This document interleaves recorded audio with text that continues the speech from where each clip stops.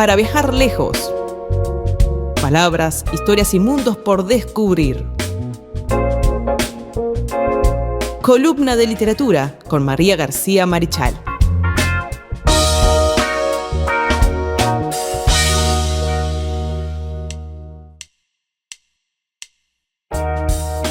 Continuamos en punto de partida como todos los martes, columna de literatura para viajar lejos aquí con María García Marichal, que nos está acompañando como siempre, como todas las mañanas de los martes. ¿Cómo estás, María? Muy bien, Carlos, muy contenta de estar en la Radio Libertador. Buenos días, audiencia, ya con el otoño allí. Sí, estamos ahí. Con el otoño allí. Muy, muy contenta de estar aquí.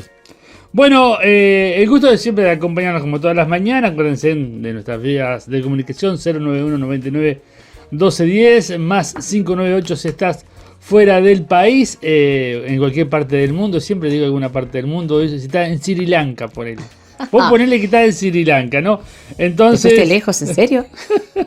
Estás ahí, no, pero hay vergarenses por todas partes del mundo. ¿Cómo no? Claro, Sri Lanka por supuesto que sí, es un destino bastante.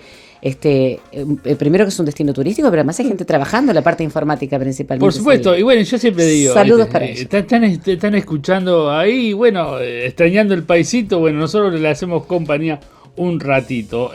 Bueno, el saludo para todos. Pueden vernos a través de YouTube, por supuesto, El Libertador Vergara, y a través de nuestras redes sociales pueden seguir los distintos contenidos. Antes de comenzar, María, te voy a recomendar este libro. Voy a ponerlo acá en pantalla. Me encanta siempre. La tapera de Oribe. La tapera de Oribe, de Guzmán Garrido de Rosa, que va a estar mañana aquí en punto de partida. Lo podemos haber incluido en la columna de literatura, pero es un libro muy interesante sobre hallazgos históricos de ahí en un lugar estratégico de los comienzos de nuestro país, ¿no? Bueno, Oribe fue el segundo presidente de nuestro país, pero esto es del hermano de Oribe, la tapera de Oribe, pero un lugar estratégico tanto militarmente, y estaba ahí en el centro del país, en Durazno. Bueno, no voy a contar mucho más. Vean la entrevista mañana. El muchacho empezó la investigación con 15 años, los 21 años escribió este libro, lo escribió, lo editó, lo imprimió, todo de forma independiente y tiene impresionante todos esto que ven acá. Son todas cosas que se encontró ahí en la tapera de Oribe. Él con un detector de metales fue buscando y encontrando cosas y escribió este hermoso libro. Y mañana lo van a escuchar aquí en punto de partida. Búsquenlo, aquellos que nos escuchan por redes. Lo pueden buscar la entrevista en YouTube, donde va a estar hermosa. Muy bueno. Por favor, Carlos, que deje después en los lugares donde está a la venta el libro.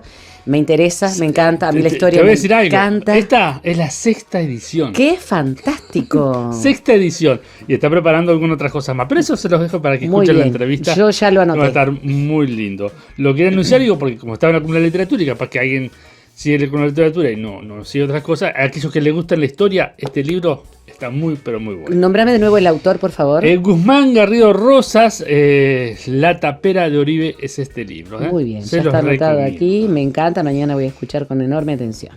Bueno, María, vamos a lo nuestro. Vamos ¿Con qué vamos? Hoy vamos a algo muy nuestro, pero Dime. Muy nuestro. Porque vamos a hablar de Wenceslao Varela. Estamos hablando de uno de los escritores gauchescos más reconocidos a nivel nacional y a nivel de la región. Un hombre que, digamos, fue considerado un payador, pero él no era payador. Sin embargo, muchísimos de sus poemas eran cantados por payadores, lo son aún. Sí, claro. Además de ser un Pasa poeta, con muchos artistas uruguayos, escritores o poetas que después se llevaban a música, pues, ¿no? Claro. Además, después te voy a contar algunas de las cosas que decía Wenceslao en vida. Era, por ejemplo, el escritor preferido de mi abuelo paterno. Él tenía una admiración profunda por Wenceslao Varela. Estamos hablando de que mi abuelo nació en 1904, Wenceslao nació en 1908. Fue considerado el sumum de lo que era la literatura gauchesca en los años 40, 50 y 60 del siglo XX.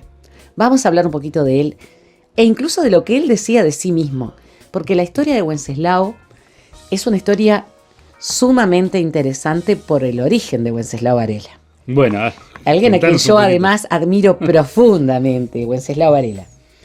Nació el 25 de mayo de 1908 y falleció el 25 de enero de 1997, o sea, tenía 88 años, era un hombre que tuvo una larga vida. Ujú.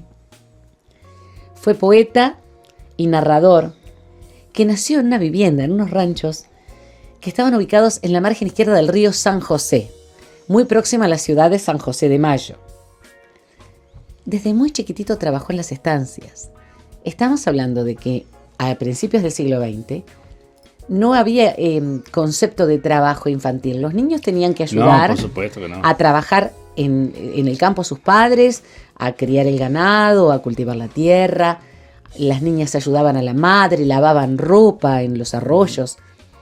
Entonces, era una forma de vida que para nosotros hoy es muy difícil de entender, porque el campo profundo determinaba que la mayor parte de los niños, en lugar de ir a la escuela, iban a trabajar con los padres, o iban a la escuela, hacían algo de alfabetización y posteriormente se iban a trabajar al campo.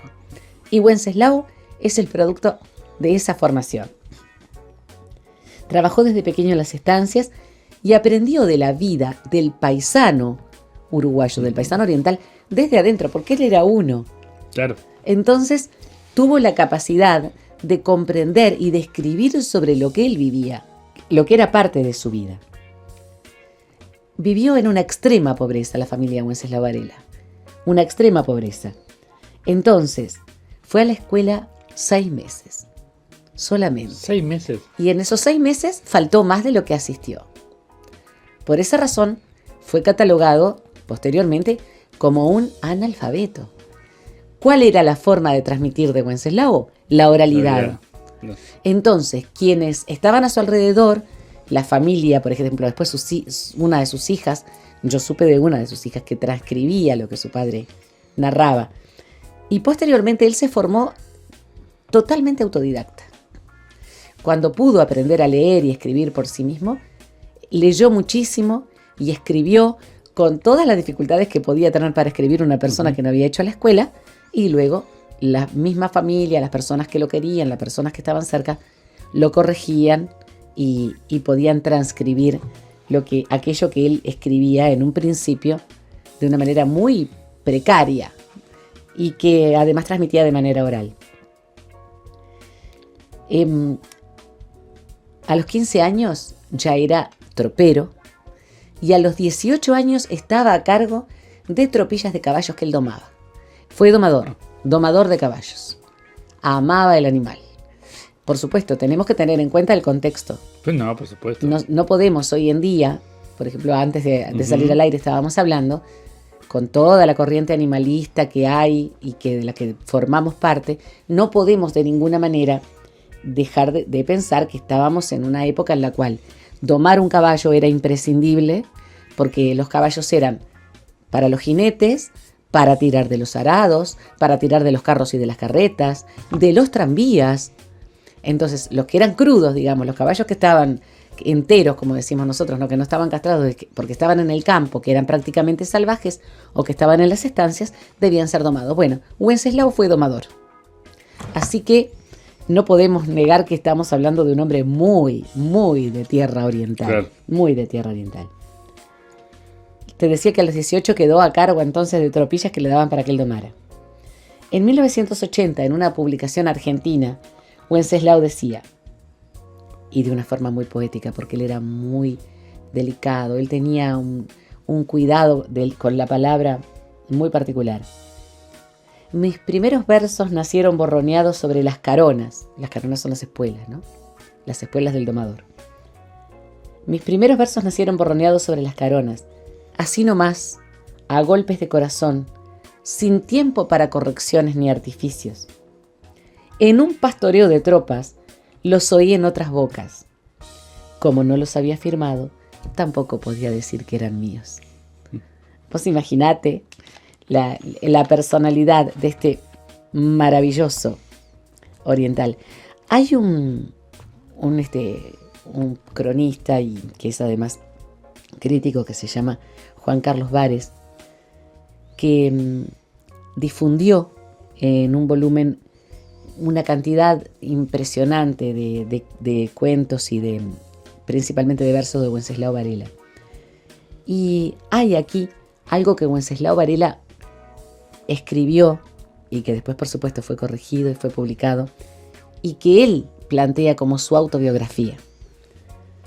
Decía Wenceslao: nací bajo el cielo uruguayo hace 72 años. Estamos hablando de hace mucho tiempo de esta nota. Para ser exacto, el día 25 de mayo de 1908. La tierra que recogió mi primer respiro estaba ubicada sobre la margen izquierda del río San José. Fui aprendiendo a vivir en el campo. Desde niño trabajé en las estancias y también desde niño me empapé de costumbres rurales. Quiero decir que no soy un turista del mundo campesino, lo conozco por dentro. Y a partir de mis primeros pasos, mi único vínculo con el aula escolar se remonta a mis 9 años. Empezó a los 9 años en la escuela, esos 6 meses que asistió. Entonces concurrí por espacio de 6 meses a una escuelita rural. Pero en esos 6 meses mis inasistencias a clase fueron tantas como mis asistencias. Es que la pobreza de mis padres me impidió siempre un contacto asiduo con los pizarrones y cuadernos. ¿Cómo estaban condicionados los niños del campo uruguayo hasta bien entrado el siglo XX, aún con la reforma vareliana, sí. Aún con la escuela laica gratuita y obligatoria, con muchísimas escuelas rurales desperdigadas por el territorio, estaban condicionados por la pobreza? De manera que muchas cosas tuve que aprenderlas solo. Por ejemplo, solo aprendí a trenzar tientos, ¿no? A trenzar cuero. Necesitaba un apero para el caballo, que desde luego no podía comprar, y lo fabriqué a tientas. Es decir, mirando cómo otros trabajaban, él trabajaba como podía. Después me perfeccioné un poco. Recibí lecciones de un tío mío, uno de los mejores trenzadores que ha tenido el Uruguay. Por los 15 años ya trabajaba de peón de tropa. A los 18, muy importantes estancias me confiaban tropillas enteras para que domara.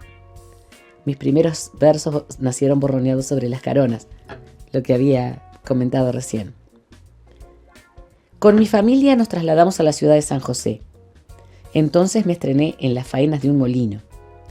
Mis padres y mis hermanos también hacían lo suyo. Se secaban iguales sudores que yo, conocieron las mismas fatigas. No hubo trabajo al que no le arrimara la paciencia. Fui hombreador, embolsador de harina y afrechillo, carrero, además de remodear caballos para los tantos carros que tenía el molino.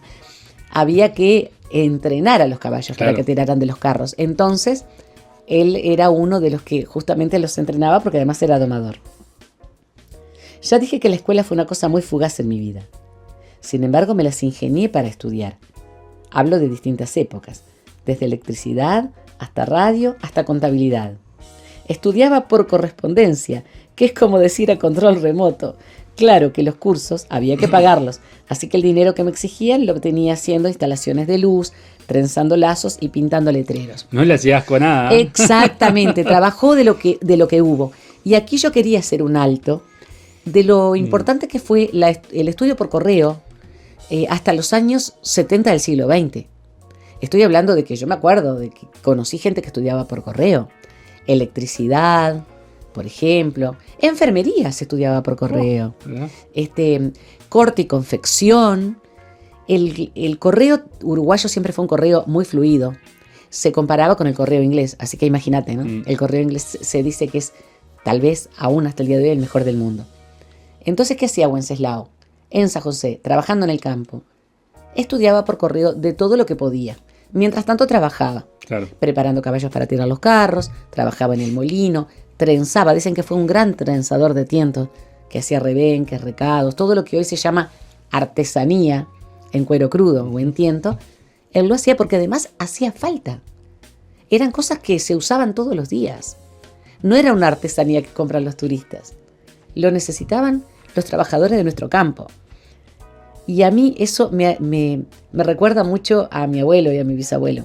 Entonces lo respeto y tengo muchísima admiración por este escritor y decidor maravilloso que fue Wenceslao Varela. Todavía queda en pie, continúa Wenceslao, a 30 metros de mi casa, un letrero que pintaron mis manos. No es lo que se dice una obra de arte, sobre todo si se tiene en cuenta que por falta de pintura debía emplear grasa negra de carro. O sea, sí. se echaba mano a lo que había. Tengo que aclarar que esas tareas y los cursos por correspondencia ocuparon las pocas horas libres que me permitía el molino. Para lo que no precisé nunca tiempo, en cambio, ha sido para escribir mis versos. Me nacieron siempre espontáneamente, de corrido, sin ordeñar demasiado, ninguna frase, ninguna línea, tan espontáneos como los pájaros y las faltas de ortografía.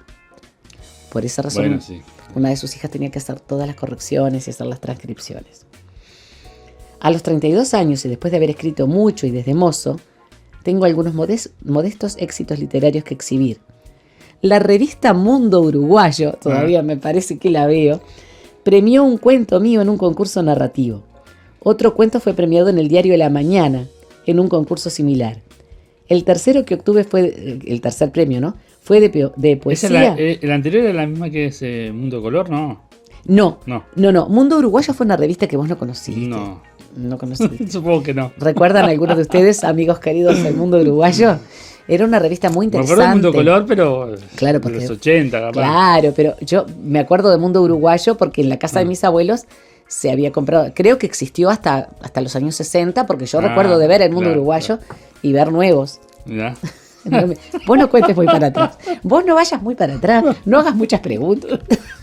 Mundo Uruguayo. Mundo Uruguayo era una revista interesantísima que presentaba, por ejemplo, noticias de actualidad, poemas y versos de nuestros autores. Además, las famosas propagandas ilustradas de London, París, de Soler, de aquellos catálogos en los que, por ejemplo, se venían ilustradas las prendas de vestir, principalmente las femeninas. Entonces, en esa revista ganó un premio y también en el diario La Mañana. Estamos hablando de muy atrás en el tiempo, ¿no? Como te decía, no saques cuentas por la duda. El tercer premio que obtuve fue de poesía para una selección argentina. Radio Carve, una de las emisoras uruguayas más importantes, me otorgó una medalla de oro en reconocimiento a mi labor lírica. He publicado varios libros. Y bueno, él los nombra, yo te los voy a nombrar ahora. Y él dice, 10 años sobre el recao es la obra que quizás más me salve del olvido. Mirá, y yo la tengo acá. Mirá.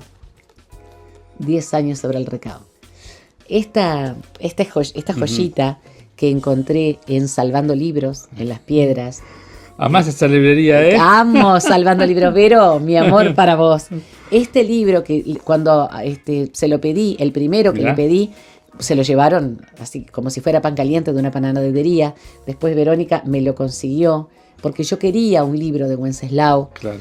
Está en Anáforas, sin embargo yo no lo pude encontrar. Anáforas es digamos, el sitio de la Universidad de la República que tiene las obras de nuestros escritores nacionales. E incluso cuadernos, cartas, etc. Pero no pude encontrar los libros de Wenceslao, tal vez por impericia en el uso, o porque de pronto los libros habría que llamar para que los busquen. Wenceslao Varela, 10 años sobre el recao. Yo quiero destacar que además mucha de su obra ha sido musicalizada. Y hoy vamos a tener una pequeña perla al final del programa, que es una de las canciones más hermosas. Hay más, hay otras que están en lo profundo de mis emociones. Pero la que se va a escuchar, que a mí me parece maravillosa y que es solo un fragmento, es El Pedido, que canta Santiago Chalar. Bien. Inolvidable Santiago Chalar con su guitarra. El Pedido, en la cual el autor hace un pedido de botas de potro. Las botas de potro, que eran una forma de indumentaria que ya sé, de lo que te estás acordando. Sí. De Cantalicia Luna, que hacía botas de potro, pero no tuvo mucho éxito porque los potros andaban descalzos. Estamos rememorando a Lelutier. La bota de potro era una bota que se hacía con el cuero de las patas del caballo. Por supuesto que se curaba, etcétera. y no tenían delantal o delantar, que es la parte de los dedos de los pies. Claro. La bota de potro llegaba hasta la parte del arco del pie y la usaban nuestros gauchos. La usaban, le ponían espuelas para después espolear al caballo. Claro, tenemos que contextualizar. Sí, por supuesto. Estamos hablando desde que se aparecieron las primeras Ahora hay otra forma de domar caballos. Claro, hay formas mucho más, porque el caballo además es No un animal agresivas. muy noble. Sí, por supuesto. Hay formas no agresivas. Yo tengo una conexión especial con los caballos, tal vez porque me crié en el campo o simplemente porque es mi naturaleza. Y normalmente los caballos a los que me acerco son mansos. Aprendí a montar cuando era muy chica. Ahora hace muchos años que no lo hago. Tengo que volver al aprendizaje. E incluso anduve en caballos en sementales de Laras Fausto Aguilar, en campo militar, que eran animales que competían en el Prado, por ejemplo. Caballos criollos, hermosísimos, bellísimos, muy nerviosos, porque estaban enteros, o sea, no habían sido castrados. Y me encanta el animal.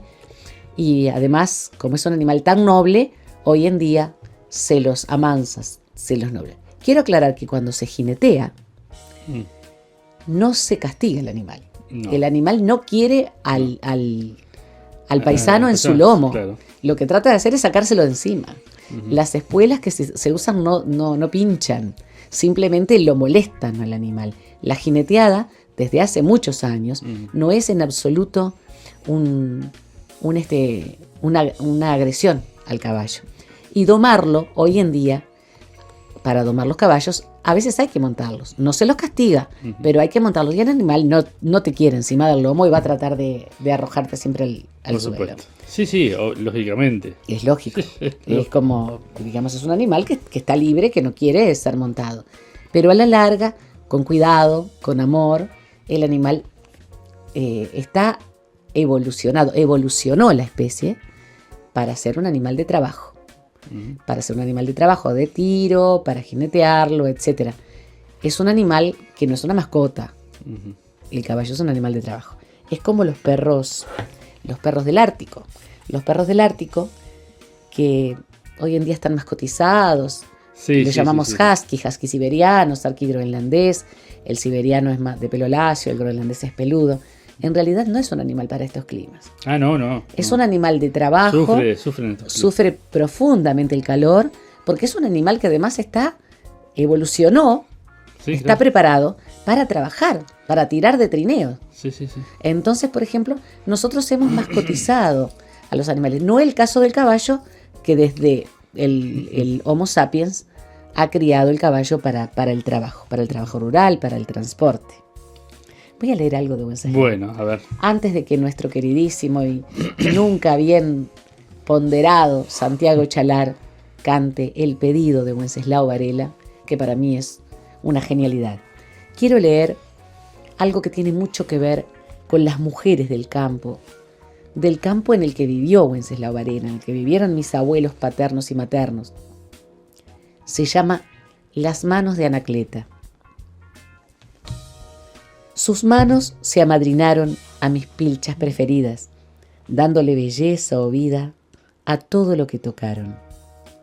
Sus manos se amadrinaron y el chiripá de merino bordaron con gusto fino el sello de su amistad, que no era pa' un chiripá, pero quedaba divino. No sé qué había en sus manos, las manos que más amé, que hacen sin saber por qué como seda los gusanos. No sé qué había en sus manos que todo lo que tocaban casi lo sublimizaban, suaves, blanquísimas, buenas. Las dos manos nazarenas, sus manos me recordaban.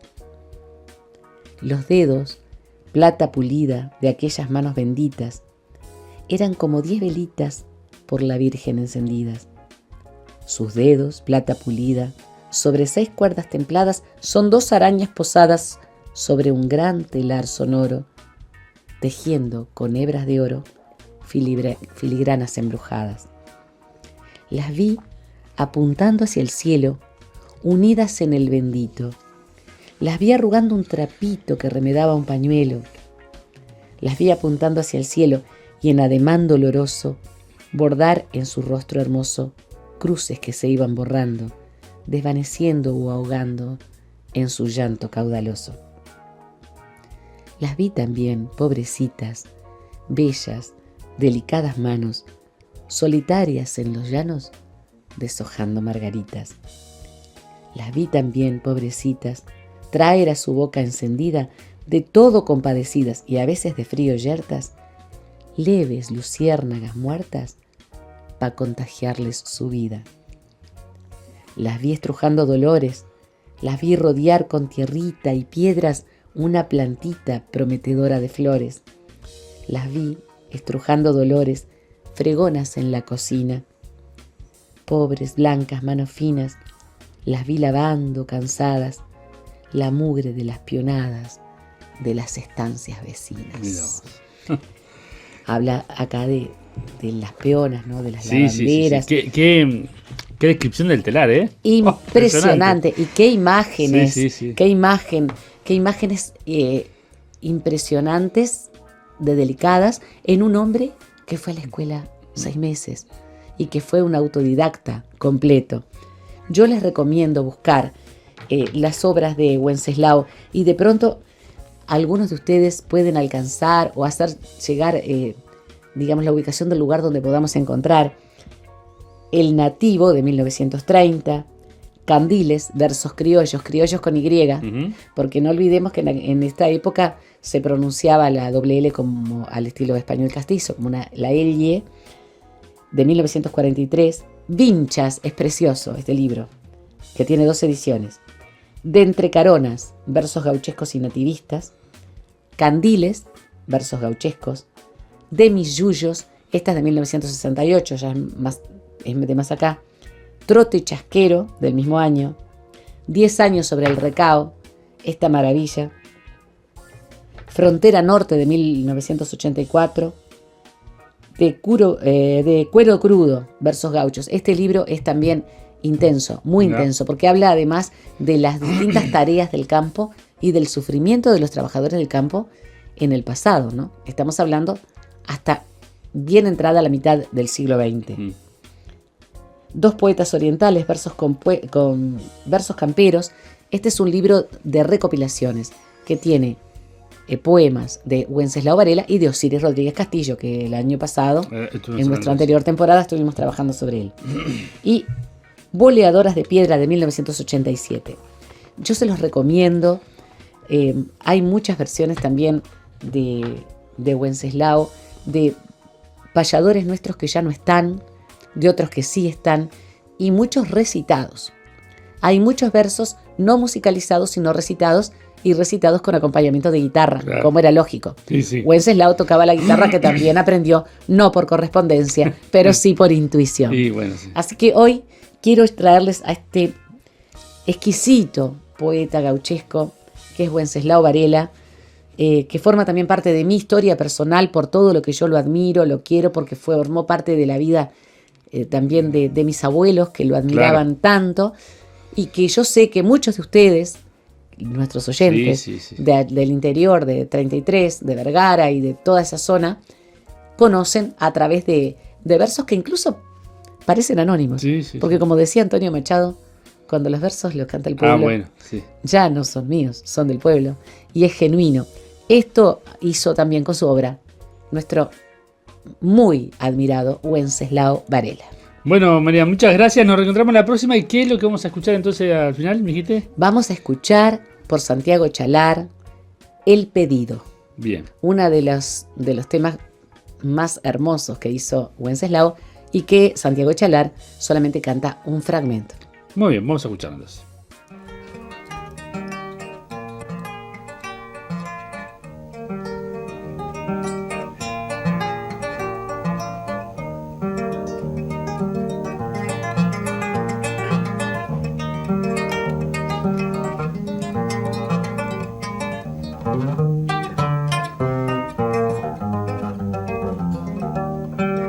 Mándeme en nombre paisano de la amistad de nosotros un par de botas de potro bien graneaditas a mano.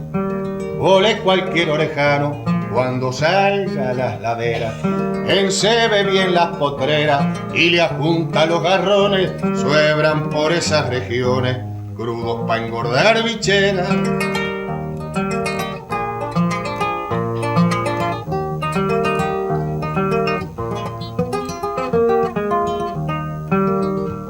Aunque usted sabe cuerear, tenga cuidado al sacarla y sobre todo al longearla, no me las vaya a cortar. Las quiero pa' zapatear con mis espuelas de plata. Y aunque pueda creer que a gata me sujeto los garrones, sepa que en los pericones me baja el alma a las patas.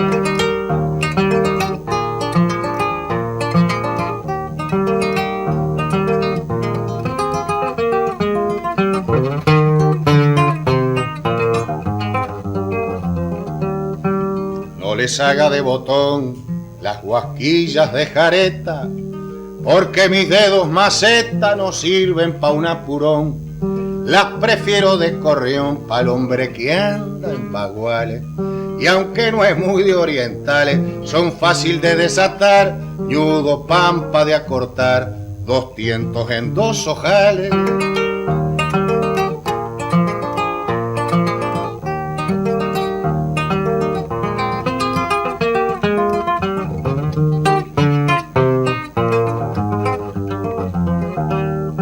Póngaselas con rocío usted, que es medio patón, me les amolda el garrón a lo justo pa'l pie mío. En su sabencia confío, gaucho prolijo, lo sé. Las punteras cuésale con un pespunte oriental y no deje delantal, que estribo con todo el pie.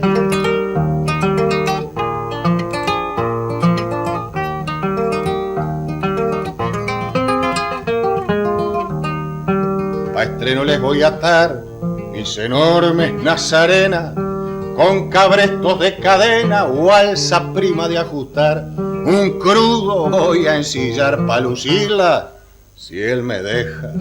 Tengo la costumbre vieja, cuando voy jineteando, corro la pata espueleando hasta el tronco de la oreja.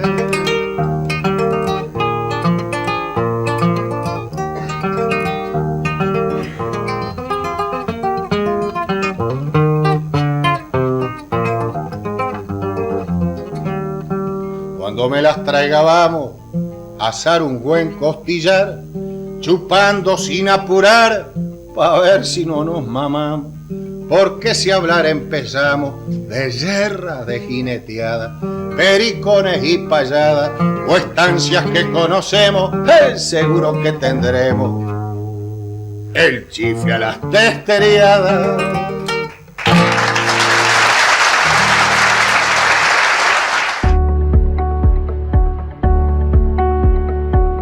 Desde Vergara y para todo el mundo.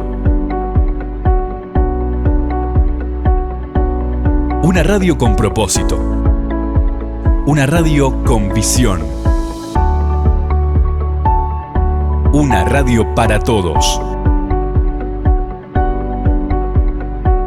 El Libertador, 1210 AM.